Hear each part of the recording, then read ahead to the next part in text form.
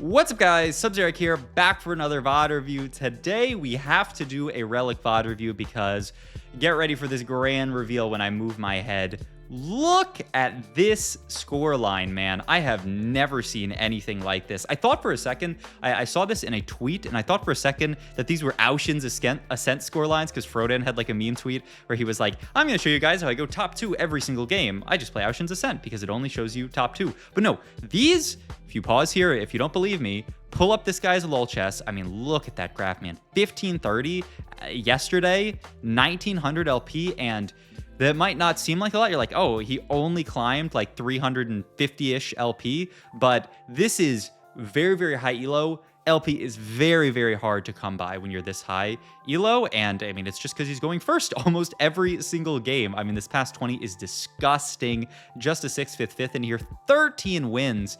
I mean, it's insanity. This has allowed him to climb to rank 2, and you'd say, what? He's only rank 2 after all this kind of stuff? Well, look at his games played. He only has 168 games played on his LAN account, and he is ranked 2 on the server. And I mean, the stats say everything. 80% top 4 rate, 45.8% win rate. He is winning almost half of the games of TFT that he plays. I mean, I don't know what to say. I don't know what to say. It's insanity. So I thought, okay, we have to do a Relic VOD review here. He's played a lot of Star Guardian on his climb, and I will say Star Guardian's a fantastic comp. I opted to not do a Star Guardian VOD review just because I feel like we've seen enough Star Guardian at this point. This comp that we're going to VOD review this game is one that is coming back into the meta. So I thought, you know, a nice refresher on this for people who are, you know, coming back, and we can show off a lot of the cool. He did some really cool stuff this game that I want to talk about. So start off here. First augment, hard bargain, worth the wait, and cloning facility here. I do really like worth the wait these days. Let me pull over op.dg/TFT to show off some of the, I mean, if you just look through every single one cost, the first piece is like Kale and Malphite and Sivir, all fantastic hits. As far as, you know, you can hit any of these and it's just broken, right? Teleporting to a Malphite 3 or a Sivir 3 gives you so much value for crew. Teleporting to a Kale 3 obviously means you can just push levels very quickly, get to level 9 with the Kale 3 already, which is fantastic. But even a lot of the other pieces, you know, hit a Kennen or a Lucian and you play Virtual Sorks and it's great. Hit a Garen or Ezreal and you play Battle Academia. Gnar is the only one that seems like, you know, maybe a little bit awkward. Like, I wouldn't be that excited for that, but even random stuff like Callista, you know, you can play around street demons. That's a blast from the past. Soul Fighter, same with like Nefiria and stuff like that. So I really love this worth the wait gold augment, and we pick it up here and we get a Garen, which is really, really nice. We already had a few Garens, so this, you know, just teleports us to Garen 2. We have 4 from the start here, which is fantastic. We're gonna power him up, probably take standalone, yep, and gonna slam the gargoyle onto him and the belt as well. This is great, yeah. The spot looks fantastic. 5 Garens. I think I'm blind. But yeah, 5 Garens is really, really nice here. Just going to much more quickly accelerate us to that Garen 3 and eventually, you know, maybe even a Garen 4. The only thing that we're kind of missing on our quest for Garen 4 is Battle Academia. You'd really like to get that in as soon as possible so that you can start stacking up his Battle Academia stacks and giving him the extra HP here. And yeah, he pulls up and he actually highlights Star Student, which, you know, there's very, I guess, high odds to get here. Yeah, he has 0 stacks, obviously, right now, because he, you know, didn't have it in here. Each one grants 16 HP, and he's going to remove her, and he's going to go for the Star Student. Huh. He really values Star Student Garen, which is kind of interesting to me, because it seems pretty worthless right now, actually, because we already, we don't have any stacks right now. I was watching Frodan's co-stream of one of the cups, and it seemed like a lot of people have kind of like weird ideas of how Garen works with just Battle Academia and stacks in general. The way that he works, which, so, you know, we have each cast here grants us a stack, and then you multiply the stacks by the potential, which is multiplied by this kind of flat number here. So he has 2 stacks here. This number actually is kind of funny. It says 32 here, which really threw me for a loop, but it updates at the start of the fight. This is based on the pre-Star Student number of 16, I believe. So once we start the fight here, it's going to update, and boom, he has 40 HP. Now, I don't know if Relic is falling into this trap that other people have fallen into, where some people think that you get the HP when you stack up. So, you know, if we have 7 Battle Academia right now, we would get, you know, a multiple of this HP and it would stay that amount. No, it's, you get 1 stack per cast. Also, I guess I should move my head so you guys can see items better. Whoops, I just realized that. You know, we made the gargoyle. It's all good. You get 1 stack per cast, and then that's multiplied by how much Battle Academia in. So if you cast 100 times and you have 3 Battle Academia in, then you're going to multiply, it was like, what, 16? So you get 1600 HP. And, you know, if you put 7 Battle Academia in, I don't remember the exact number, but, you know, all of a sudden it's, you know, 3200 HP, something like that. And then if you take that out again, then it goes back down. That's the only way that it could really work. I'm not really sure why people have thought that it works a different way, and yeah, I'm pretty surprised by the Star Student take from Relic here. But you know, it will, once we get stacked up, give us a lot of HP. So yeah, that is the upside, I guess, to it. But okay, we are going to continue to sit here. Going to sell off. What was that we just sold there? It wasn't Malzahar, huh? Kind of surprised as well about the Malzahar sell here, because I feel like that is our next best in on this board. But he does really, really want to make gold here, and he's holding on to a lot of important pairs in this spot here. So makes sense, I guess. And yeah, we're just going to continue to sit in this spot here. Sadly, we lost the last fight, so we cannot get a big win streak. So we're going to be stuck here.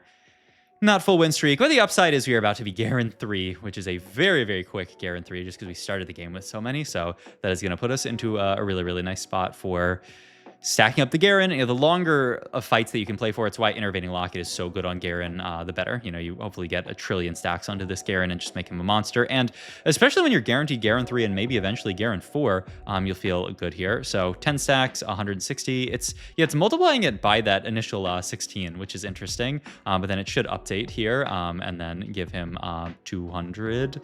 So yeah, makes sense. We also, at this point, would really like to get some damage items built. And yeah, I mean, looks like it's going to have to end up being a TG here, which is a little, I mean, it's actually not, I don't mind it. And yeah, we are going to make a TG here just because it's a good slam, a good item. You can put that onto Cassante later if we do end up playing for the kind of standard Yuumi comp that a lot of people like to play for.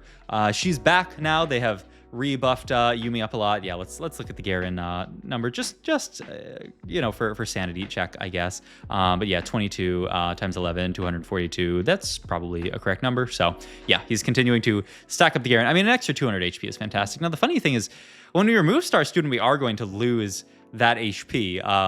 But maybe he'll just keep Star Student the entire game. I mean, if you get to 7 Battle Academia, I think you're getting a lot of value out of Star Student, but I don't think we are going to play that here. All right. Next, augment Coronation, Pandora's items, and bronze for life. To me, I like Coronation a lot. You could think about Pandora's items. It gives you the ability to kind of like actually build Yuumi items here, which we're pretty far off of right now. And you can take any AP item and any tank item. So maybe it could be Pandora's. Coronation, the upside to it is you can play 5 Battle Academia, 5 Prodigy on level 8 if you high roll something like a Seraphian. The downside is if you don't, then it's kind of awkward. I guess you can level and play 7 Battle Academia, but then you have to play a lot of trash. I could actually see Pandora's items. It's just, it's a tad bit awkward taking Pandora's at 3-2, because if you take this and get like, I don't know, Edge of Night or something. Yeah, I mean, we just hit Radiant Protector's Vow. Yeah, I think we can just throw this onto Garen for now. I mean, it's great. Gives you a shield equal to 45% of your max HP. I mean, that should be pretty good here. I think Relic's going to go do a quick stats check here on Garen 3, though.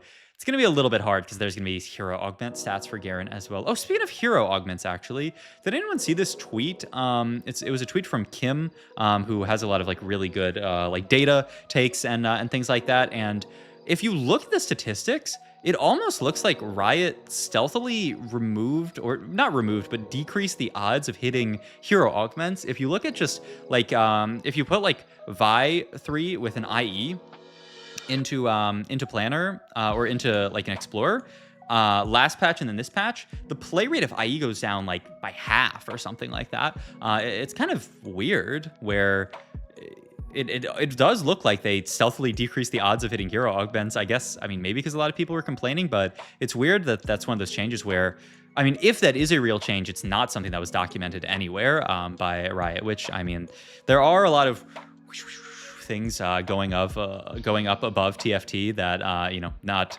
everyone is privy to, or not anyone is privy to, hopefully. But it's interesting. And I don't know, maybe there's some explanation for it. I thought, oh, maybe they nerfed Zac, so like obviously people are gonna pick that less because it's weaker, so that makes sense. But stuff like Vi was not changed at all this patch. Maybe the meta shifted away from it to some degree. It's strange to me. In any case, we are chilling here. We do pick up a rod here. Interesting that Relic didn't want to hold on to the glove in the spot here, so these are going to reforge, and we do get rod, and tier here. Okay, we can actually also start talking about Yuumi itemization now. And honestly, I'm down to pull up Explorer here to look at this real quick because I think it has actually changed since, like the last time Yuumi was really, really meta. Back in the day, you were really excited to build Archangels. Not so much anymore, because in between Yuumi sucking and Yuumi being good, Archangel's been nerfed quite hard. So actually, and Yuumi's time scaling has been nerfed as well. She has a lot more front-loaded damage. So Rabadon's is actually kind of like the premier item to build here. A JG Rabadon's Gunblade, really nice. You can even just skip the Gunblade entirely and go something like a JG Rabadon's GS here. So it's really, Death Cap is really good, GS is really good, Gunblade is still pretty good, and JG is good. But Archangels, you can see, most built here, Gunblade, Archangel, JG, because that was kind of the old school board. Not very good. I also, Kai was talking about earlier in one of our chats about how Edge of Night has fantastic stats on this Yuumi unit, and he was like, "Do you guys think this is real?" And I do think this is real. We don't have to watch Relic play League of Legends. I mean, maybe he's a beast, but maybe not. The Edge of Night, really, really nice. And yeah, you can see here, we could have built an Archangels. Why would we build an Archangels when we could build a Death Cap? It is just a better item on Yuumi these days. But the Edge of Night, a couple of things. One is that if you guys remember Edge of Night Ashe, Yuumi functions very similar to Edge of Night Ashe, where she casts and does an insane amount of burst damage at one time, and she's also one of these still kind of scaling style units. 33 stacks, oh my god, 1100 HP is so much here with the 5 Battle Academia in. But with any kind of unit like this, that Edge of Night aggro drop will oftentimes just win you a fight. If you get an extra second or two because you drop aggro with Yuumi, that means that sometimes she'll just cast and blow up the entire enemy board. So that is the one piece of it. The other piece of it is that we've seen a lot more, assassins come back into the meta. Big one being Akali. Well, the main one being Akali. And so if you're really, really afraid of your Yuumi getting Akali'd, throw an Edge of Night onto her, and it's a lot harder for it. It's foolproof, right? You can't get Akali'd if you have an Edge of Night onto your Yuumi. So makes a lot of sense, and I think it's just a fantastic item in general onto almost any backline carry. Honestly, it is just kind of broken, even though it seems weird that it would be. Pick up the rod here, looking for probably either, like we looked at the stats, either a Gunblade or a ooh, look at this. Okay, so I was thinking either Gunblade or JG. He's gonna opt to make Morello here, guarantee that we have heal cut here, and he wait, where did he reforge, or did we? Oh no, he actually, yeah, he got dropped this here. So wow, we have GS plus Morello here. That was the other thing, is you can just go for a GS here, which I think is really, really nice as an item in general. Opts to reforge the Protector's Vow. So this is one of the coolest things about this game. I did skip ahead a little bit to see this. So Relic makes this call here, where Protector's Vow, I mean, pretty good, but I think what he did is he probably went into an Explorer tab and looked for, I mean, he might have even put Garen 4-star and looked at Radiant items, which, I mean, this is only showing hero augment stuff, so maybe we'll just look at Garen 3-star. But yeah, he was looking probably, and maybe we even go look at like last patch so we get a little bit more data to find Protector's Vow. I mean, I'm not seeing much sample on Protector's Vow here. Yeah, I mean, the stats with this tiny little sample like it. But with bigger sample, they like stuff like Radiant Gargoyles, Radiant Declaw, pure tank items, right? Protector's Vow is more of like a caster type tank item. It's giving you that mana gen, the mana regen. And so he actually says, you know what? The Protector's Vow has run its course. I am going to remove it now. I've used it for the early game, and now I'm going to take this Protector's Vow off and start, reforging it every single round. We get one free reforge with the actual Reforger, and then we can, start digging for, once again, either a Garen item or a Yuumi item. So still a lot of hits here. We do really have to take the first item that we see. Radiant Edge of Night is hilarious. It's just Tesla Coil here. It must be. They did they did buff up Radiant Edge of Night, right? Nowadays it gives it's no longer called Edge of Night or Brink of Dawn, it used to be. So yeah, it gives, here I can pull it over for you guys. Here So it gives AD, AS, AP, armor, a little bit of it, and 60% HP. Really become untargetable, shed negative effects, and heal all missing HP. So it heals you to full at 60% HP. I think... I mean, it's probably not worth spending an entire Radiant item to get that effect onto Yuumi. It is kind of hilarious. Ooh, Cassante too is huge here. And yeah, we are going to triple item the Yuumi. And one of the other cool things that I haven't really talked about, Keen Eye here with no MR Shred looks great. One of the kind of cool things that we haven't talked about is the fact that we played 2 Star Student in the mid game. 2 Star Student is going to give you an XP per every round, and then an extra XP per surviving Star Student, which that kind of generated us some extra econ that allowed us to get to this level 8 with a decent amount of gold here. And boom, there is a Garen, which is huge here. Only 9 rounds away from getting to our Garen 4, which is fantastic. And yeah, he hits Radiant Archangels here, and yeah, says this is good enough. I mean, this is the thing about and yeah, now he's going to move to, ooh, yeah, these are pretty rough. He's going to take round 2 here. Huh, that's really odd. It almost looks like he also believes that that it works that way, that I think like Prestivent or somebody talked about it working that way, where, you know, you keep the HP. As far as I understand it, that is not how Battle Academia works whatsoever. You don't, just because you had more potential in getting the stacks, you're going to lose it the second you take the stacks off. I wish he had actually done an HP check, but I mean, I guess we can just literally look at the bars, right? When he removes this power up. I mean, you can literally see it. Look, the bars, we remover, well, let me see here. Yeah, we have, well, let's see. So it has this many bars, which, I mean, this is not going to be very scientific, but it, you know, is the way to do it if he's not going to click onto the unit here. I guess I could have maybe, yeah, you can see the bars literally changed there, and the only way that would make sense is, I guess you could say it's the 200 HP, but it is oh, he actually does right click the Garen here, though he right clicks it after, so we're not gonna have 5200. Man, 5200 HP is a lot, man. And so he's gonna take round 2, and yeah, you could actually see when he took round 2 it dropped to 4800, which was, I believe, it changing from the other power up. So yeah, I mean, and it dropped by more than more than the HP that he would just lose from losing the 200 HP from Star Student. So yeah, it almost looks like he thinks it works that way, which is kind of hilarious. But maybe he really just thought that Star Student was an early good power up, to help give him that extra multiplicativity, give him some more stats as he's stacking up. Really good takeoff carousel here, the cloak, because look at this lobby. Is there anyone in this lobby playing AD? It looks like almost the whole lobby is AP here. So going for Declaw would be fantastic here. Reforge. I mean, I would just take Unstoppable here. I mean, maybe Regenerative. Oh, really? Huh. I mean, I guess body change here. I mean, it is a % HP shield. So okay, I could see this here. I mean, I am the #1 Unstoppable believer. I feel like this power up is so good, but I think a lot of people do like body change a lot. And you can actually see, okay, 57 stacks here. He hovers over it, and so it should be just 57 times, I think 26 is the right number. And if you do 57, I have a new keyboard, so I got to get used to it. 57 times 26, you get 1482 exactly. So this is how it works. Yeah, you don't get extra. You don't get extra HP for having more potential early on when you stack it up. But okay, we're gonna roll down here, pick up a Leona 2, really hoping to find that Yuumi 2, but nowhere near it. This guy is holding a lot of Yuumis. He's holding 4 Yuumis, right? Or were they even holding 5? They're definitely holding 4, and a couple of, yeah, I think it was just 4, and then a couple of Malzahars on bench, which is quite annoying for us. The upside is we are 78 HP.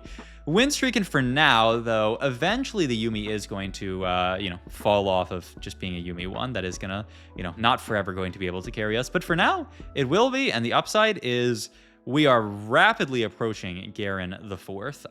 3 Garens here already, so just 6 rounds left. By the time we finish up Stage 5, which we're guaranteed to live through Stage 5 with this much HP, we will have a Garen 4, which is going to be so much, I mean, just everything for this Garen. So I imagine we're gonna look for the Declaw here. Oh, interesting that he didn't. I would have. Oh, and he actually doesn't want Declaw. He wants another TG for the Tesla coil value. Okay, I could see it. And then what? Do you just make Spirit Visage here? I would imagine you make Spirit Visage. Wow, he's gonna. Wow, I guess he just has to make Adaptive now. Yeah. Okay. Huh. He doesn't like Spirit Visage there for some reason. Interesting. And we're also missing MR Shred, which, maybe we could have got to. I mean, you could have made Spark, but you don't really want to make a Spark onto Garen. I feel like this comp, it is just so, important to have pure tank items on your tanks. It is tragic that we don't get Spark in this spot here, just because we have so much magic damage, obviously, you know, from the Yuumi and friends, but also from the Tesla coil. So hopefully, Relic is looking so upset here. I mean, how upset can you be? You're 78 HP. Win streak in here, 40 gold, guaranteed Garen 4. I mean, can you really be that sad, Mr. Relic? I don't think so. But I mean, I will say, I really do love that swap that he made earlier from the Protector's Vow and then end up taking the Radiant Archangel here. I think this just put us in a fantastic spot, because I do think our spot would have been so much worse. And now that guy has 5 Yuumis, by the way. So I think, which guy is that actually? Let's go back and track HP wise, because if that's someone who can die early, that's the dream, though I don't think it is. I think it's one of these top 2 or top 3 people. Yeah, it's this guy. Oh, that's so annoying. Yeah, they have I thought, no, I guess it's just 4 Yuumis. Yeah. Okay, so it's just 4 Yuumis. So we're probably just gonna have to hit through that. But at this point, honestly, we're 2 Yuumis. He's opted to not roll this much, and we're this healthy. We're guaranteed to make it to the end of the stage. It really looks to me like we're just gonna chill for the rest of the stage, and then we are going to level up at the end of the stage, you know, like 6-1, go level 9, play for the Seraphine, and win out.